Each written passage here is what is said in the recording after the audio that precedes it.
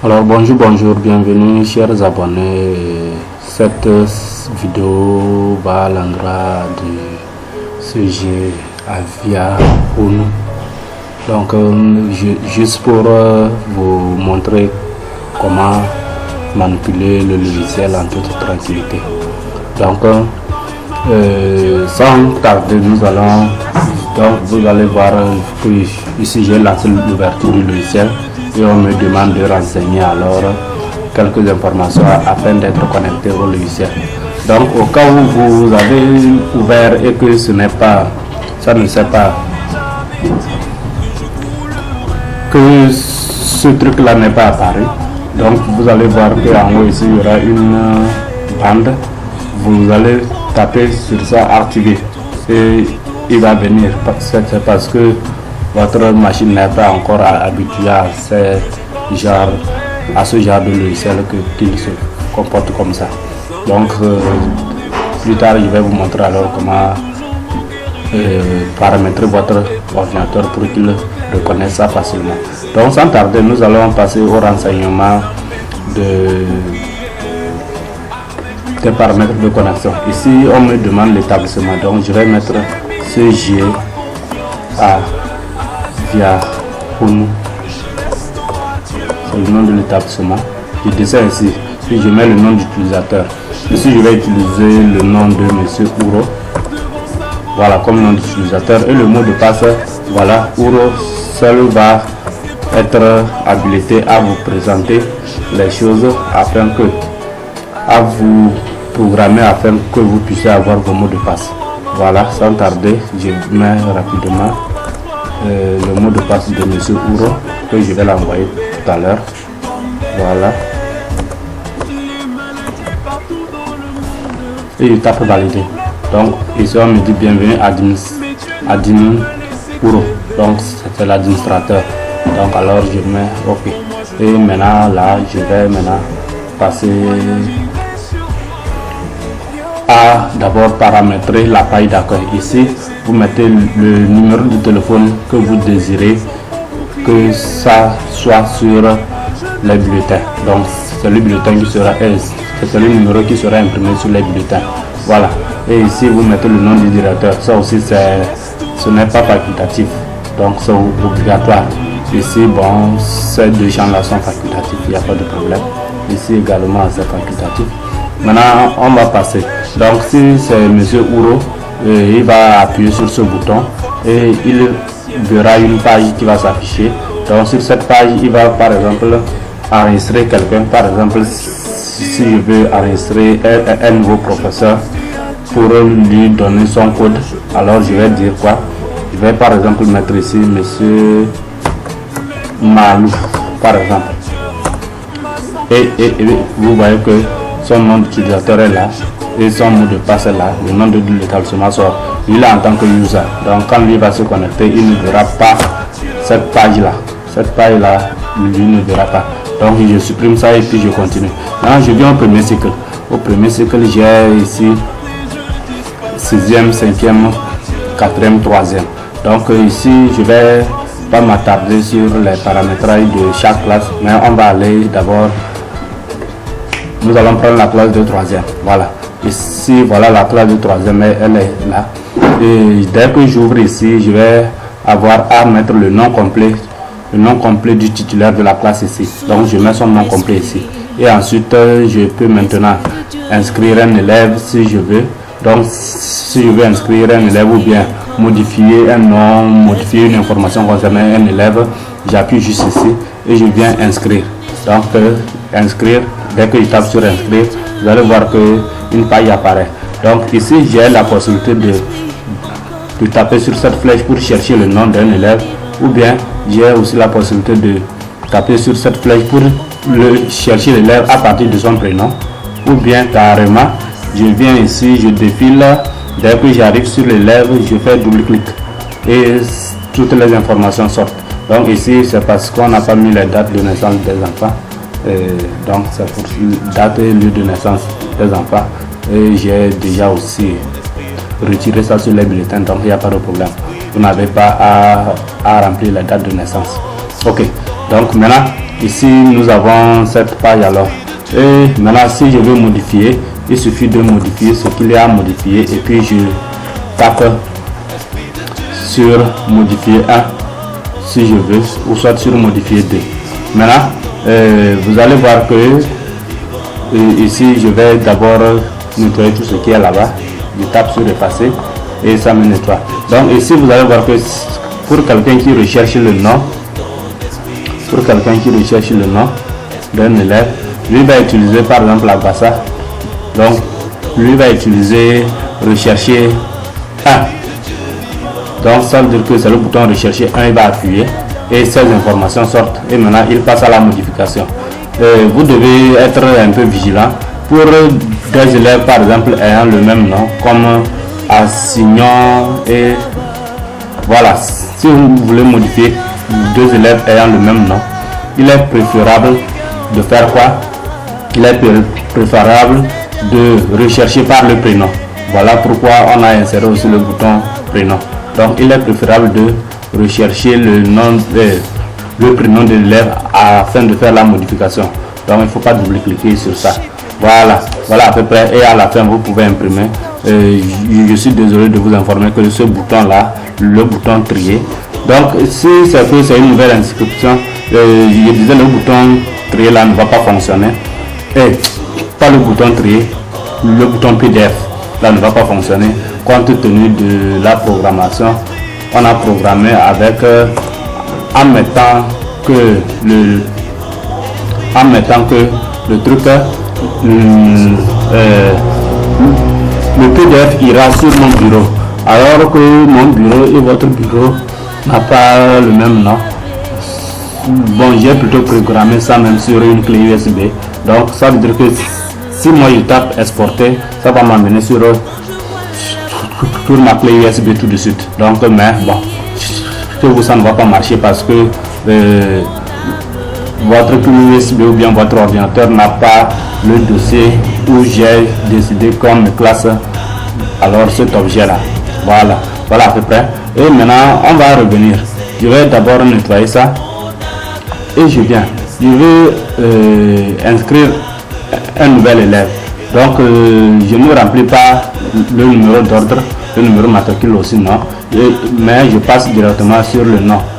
Donc je mets le nom, je mets le prénom, je mets le sexe et je mets son statut et puis je tape ajouter. Donc vous allez voir que automatiquement l'enfant sera ajouté. Et maintenant si c'est pour faire une modification, vous recherchez et puis vous utilisez le bouton modifier 1 ou bien modifier 2 en fonction de là où vous avez recherché. Donc si vous avez recherché le nom, vous allez utiliser le bouton modifier 1. Si vous avez recherché le prénom, vous allez utiliser le bouton modifier 2. Donc si je finis, je peux directement taper sur ce bouton et on va m'imprimer déjà la liste de la classe. Mais bien avant d'imprimer, il est préférable de trier la liste en utilisant ce bouton. Donc vous tapez sur ce bouton et on va vous trier la liste par ordre alphabétique. Voilà. Mais tout de suite, si je tape, ça ne va pas marcher parce que j'ai mis ça de sorte que ça ne puisse pas d'abord marcher. J'ai inséré quelques notes, une note pour que ça ne puisse pas maintenant trier. Voilà. Donc une fois que des notes seront entrées au premier trimestre, c'est fini. Vous n'avez plus la possibilité de trier la liste. Voilà. On va ressortir en tapant sur le bouton quitter. Maintenant ici aussi j'ai le bouton imprimer, exporter en PDF aussi ne va pas marcher comme je l'ai déjà expliqué. Donc je vais passer au premier trimestre. J'arrive au premier trimestre. Vous allez voir que on a dit on composé au premier trimestre 0000. Voilà. Donc c'est sur le relevé de notes que je vais alors sélectionner ceux qui ont composé en utilisant la première colonne ici. Donc si je viens sur cette flèche, on me propose C pour ceux qui ont composé et maintenant MC pour ceux qui n'ont pas composé. Donc tout de suite, si je retourne, vous allez voir qu'on va me dire que c'est une seule personne qui a composé. Voilà à peu près ce qui sera lieu. Et après maintenant, chacun va passer au remplissage des notes. Donc chacun passera au remplissage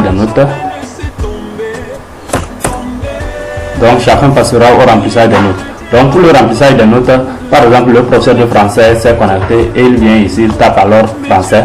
Donc il va alors taper déjà son nom ici. Par exemple je mets monsieur pour comme le nom du professeur de français. Ici vous mettez seulement les noms, pas nom prénom. Voilà. Et puis je choisis en même temps le coefficient de la matière en appuyant juste sur cette flèche. Et après ça je peux commencer à saisir mes notes jusqu'à la fin. Voilà à peu près. Et comme ça pour chaque matière.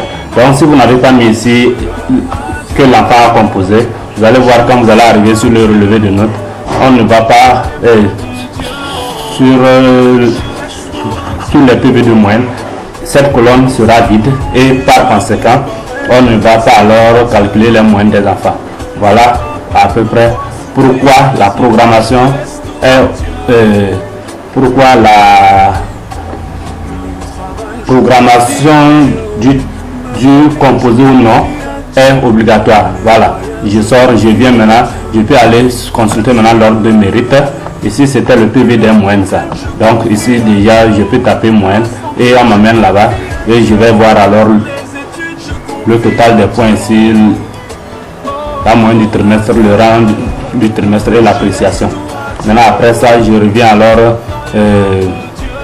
sur l'ordre de mérite. Je peux aller sur l'ordre de mérite et je tape imprimer, j'imprime l'ordre de mérite. L'ordre de mérite est comme ça. Voilà, voilà l'ordre de mérite. Vous tapez juste sur imprimer et ça vous imprime. Donc si vous n'avez pas l'imprimante connectée, c'est clair que quand vous tapez sur le bouton imprimer, ça va vous exporter ça en PDF et vous pouvez maintenant aller là où vous voulez pour imprimer. Voilà. Alors je reviens sur les statistiques. Pareil, vous glissez juste vers ici, vous allez trouver qu'il y a aussi certains boutons. J'utilise toujours un bouton là que je n'ai pas parlé. On a écrit retour, donc je vais retourner là où j'étais. Donc je tape sur le retour et on me ramène là où j'étais. Voilà, c'est ici j'étais et puis j'ai choisi alors statistique. Donc je suis là-bas et je vais maintenant faire quoi? Je vais taper sur le bouton retour et on me ramène. Voilà à peu près. Et je finis de paramétrer tout ça là, j'imprime et voilà, je viens sur les bulletins. Voilà, les bulletins sont là. Si je tape sur imprimer, on va m'imprimer tous les bulletins. Donc ici là, vous avez tous les bulletins. Donc pour par exemple, vous avez imprimé les bulletins et certains sont venus réclamer ou bien dire qu'il y a eu des erreurs au niveau des notes. Vous venez juste, vous allez sur le relevé de notes et puis vous corrigez les notes. Et à la fin, vous venez maintenant ici, vous tapez ici alors et vous cherchez le numéro de l'enfant, le numéro d'ordre de l'enfant ici. Donc une fois que vous tapez le numéro 6, c'est le bulletin du numéro 6 qui va s'afficher. Ici vous allez voir que le nom et le prénom ont changé. Nom, prénom, sexe, statut, ça change. Une fois que je change de numéro ici, ça aussi ça change. Voilà, voilà à peu près. Et vous, pour imprimer ça, vous tapez maintenant CTRL P pour imprimer seulement l'unique bulletin, pour ne pas encore utiliser le bouton imprimer et imprimer tous les bulletins. Donc vous tapez CTRL P et puis vous imprimez l'unique bulletin que vous voulez imprimer. Voilà. Pour exporter les bulletins en PDF, je vais vous envoyer un lien que vous allez télécharger. Il y a un logiciel qui vous facilite la tâche pour ça. Donc je vous enverrai le lien du logiciel et puis vous allez télécharger et installer ça sur votre PC pour pouvoir imprimer les bulletins en PDF. Donc quand vous allez installer le PDF, vous allez taper sur imprimer et bon, ça marche. Voilà à peu près. Je vais maintenant utiliser le bouton retour pour faire un retour alors. Donc voilà, on revient. Maintenant, ça veut dire que le premier trimestre est fini. C'est la même chose pour le troisième trimestre, la même chose pour le troisième trimestre et autres. Donc, deuxième trimestre, troisième trimestre. Maintenant, au troisième trimestre, vous allez avoir à paramétrer aussi autre chose. Par exemple, j'ai tout réglé comme le premier trimestre. Je vais maintenant venir taper sur EPS et j'aurai cette colonne là. Donc, cette colonne me demande de choisir A pour les admis et R pour les échoués. Donc, une fois que j'ai fini de choisir cela, je peux maintenant aller aussi imprimer les bulletins du troisième trimestre. Voilà à peu près. Et en même temps, je je reviens et je passe maintenant au bilan annuel.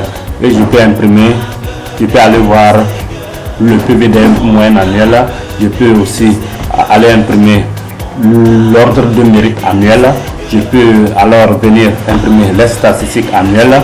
Je peux alors ici venir imprimer la liste des admis au BPC, puisque j'ai déjà paramétré ça sur la feuille relevée du note du troisième trimestre.